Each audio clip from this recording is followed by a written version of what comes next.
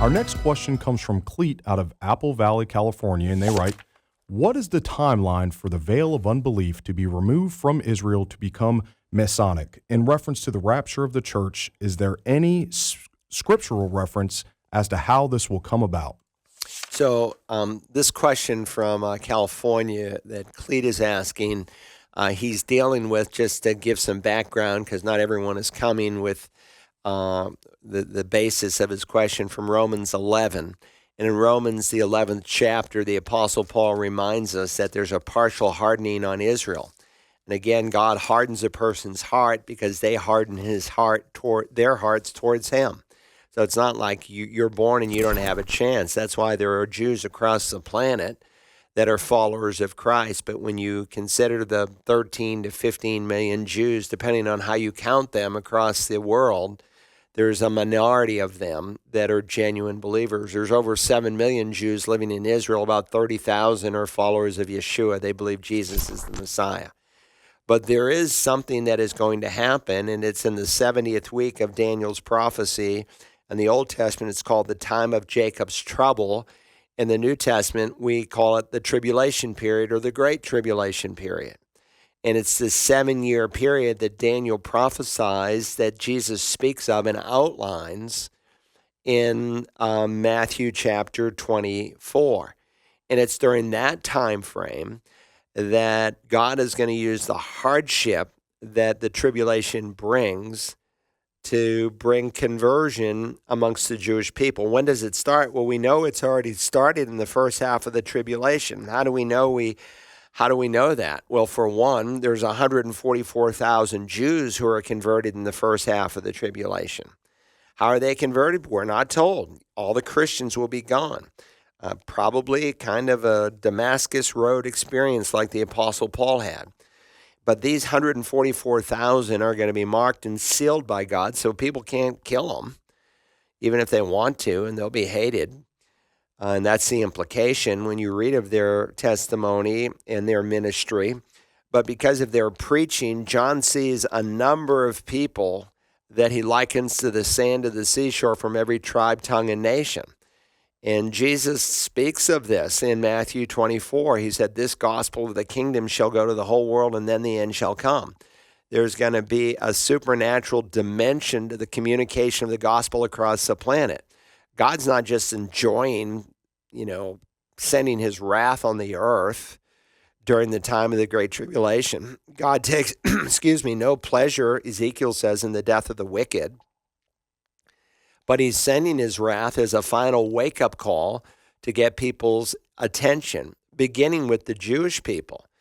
So we know this, in that during the first half of the tribulation, the veil is being lifted across Israel. We know that there are 2 witnesses. I'm doing a Bible conference in December in Dallas. It's at the website, and they asked me to announce it. I haven't been too faithful in doing that, but if you go to searchthescriptures.org, it's the pre-trib conference, and Tommy Ice is the director of that.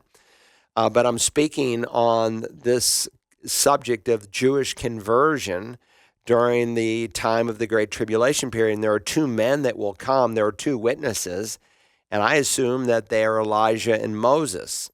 Whether you agree with that or not is irrelevant, but these 2 witnesses are going to have a testimony to the Jewish people and to the whole world. In fact, the whole world will hate them, and they will be indestructible until God says your ministry is over, and then they kill them, and they have a party around the planet sending gifts to one another. It's Satan's Christmas. I thought about doing a sermon once on the devil's Christmas, and they send gifts to one another across the planet, celebrating the death of these men, and then God supernaturally takes them off the ground and directly up into heaven. It's an amazing time. That's all in the first half of the tribulation period. And again, we read in Matthew chapter 24, he says to the Jewish people, when you see the abomination of desolation spoken of through the prophet Daniel, that's an event when the Antichrist goes in the temple, makes himself out to be God. There's also an idolatrous act where a statue is made alive, so to speak, and people worship.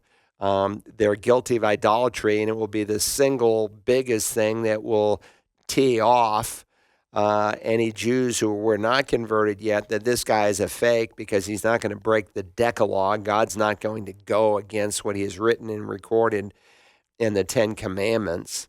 And the scripture says when you see this, Jesus said, you flee. Where do you flee? Into the wilderness. And God has a place prepared for them. From the Old Testament, it appears to be Jordan. I wouldn't start a denomination over this, but my sense is that it's Petra. In either case, God is going to protect supernaturally the Jewish people during this time. That act of fleeing, listening to Jesus' words, is basically a testimony of this massive number of Jewish people who've come to faith. Will they all come to faith? No.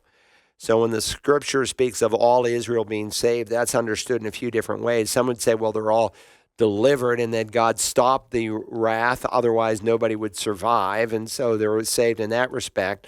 Or it's a collective all, which is used sometimes in scripture, that the vast majority of the Jewish people have turned, but not every Jew will be converted.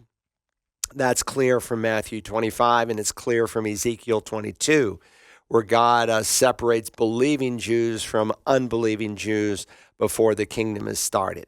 Anyway, it's a great question. I hope that helps. I would suggest maybe you consider going through my series that I did a few years back called God's Prophetic Schedule.